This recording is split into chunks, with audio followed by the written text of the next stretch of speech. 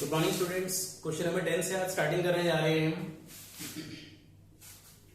Question number 10 में कह रहा है two poles of equal height are standing opposite each other. Two poles of equal height are standing opposite to each other. Equal height का मतलब ये भी h और ये भी h। क्लियर है? कह रहे हैं दोनों के बीच में 80 मीटर का डिस्टेंस है। फिर बोल रहा है from a point between them on the road the angle of elevation of the top of the poles. यहां से पोल के टॉप का जो एंगल है एक बार 60 डिग्री है और एक बार 30 डिग्री है। मुझसे एक स्टूडेंट ने पूछा सर इसके अंदर एक बात बोली हुई है कि two poles of equal height standing each other and from a point between them on the road. तो आपने बिटवीन के अंदर इसके अंदर बीच में इसको 40 क्यों नहीं मान रहे? तो मैंने उससे बोला बेटा बिटवीन का मतलब यहाँ बीच से रिलेटेड है, मिड पॉइंट से मतलब नहीं है। अगर ये मिड पॉइंट होता तो ये एंगल्स दोनों सेम ही तो बनाता। जब दोनों इक्वल हाइट के खंभे डिस्टेंस बराबर होता तो दोनों एंगल ही बराबर होने चाहिए थे। इसलिए ये डिस्टेंस और ये डिस्टेंस दोनों अलग अलग है। अगर ये डिस्टेंस x है तो इसको आप y लेने की बजाय 80 में से x गया कितना बचेगा? 80 minus x। In triangle A B E में ए बी यानी परपेंडिकुलर अपॉन में बेस 1060 की वैल्यू √3 होती है। तो h इक्वल टू में आ गया √3x।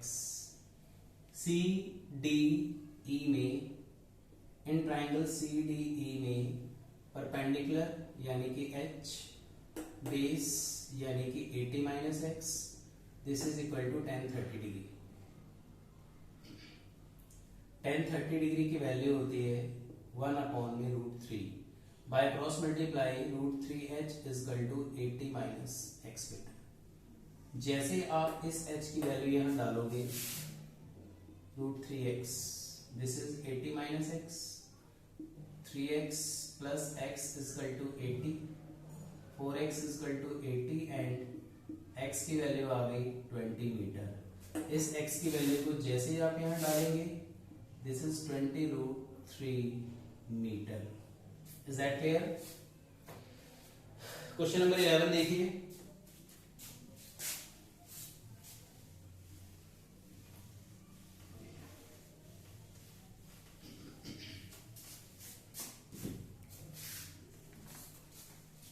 क्वेश्चन नंबर 11 में आपको फिगर भी दिया हुआ है। A TV tower stands vertically on a bank of a canal from a point on the other bank directly opposite to the tower. Angle of elevation of the top of the tower is 60 degree. Tower के top का जो angle है वो 60 degree है। Tower की height को हमने h metre ले लिया। फिर क्या बोल रहा है आगे?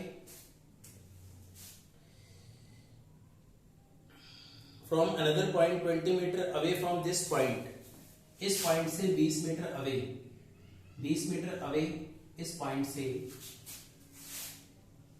एंगल ऑफ एलिवेशन, इस पॉइंट से एंगल कितने का है? Top of the tower is 30 degree, क्योंकि पीछे जाते हैं तो एंगल रिड्यूस होता है। और इसको हमने ले लिया x, a b c d। एक बार हम ट्राइंगल abc को लेंगे, h अपॉन में x 1060 डिग्री। 1060 की value you know very well कितनी होती है? √3। h is equal to √3x, equation number 1। फिर हमने ट्राइंगल ले लिया ए बी डी में। In triangle A B D में परपेंडिकुलर यानी कि h, बेस यानी कि x plus 20 is equal to में 1030 डिग्री। सो 1030 की वैल्यू आपको मालूम है कितनी होती है? 1 अपॉन में √3। तो √3h इज इक्वल टू में x प्लस 20। जैसे आप इस h की वैल्यू को यहां डालोगे तो √3 3x minus x is equal to 20, 2x is equal to 20, तो x की वैल्यू आ जाएगी 10 मीटर। और इस x की वैल्यू को जब आप यहां डाल देंगे तो 10√3 मीटर। क्लियर है बेटा? क्वेश्चन नंबर 12 में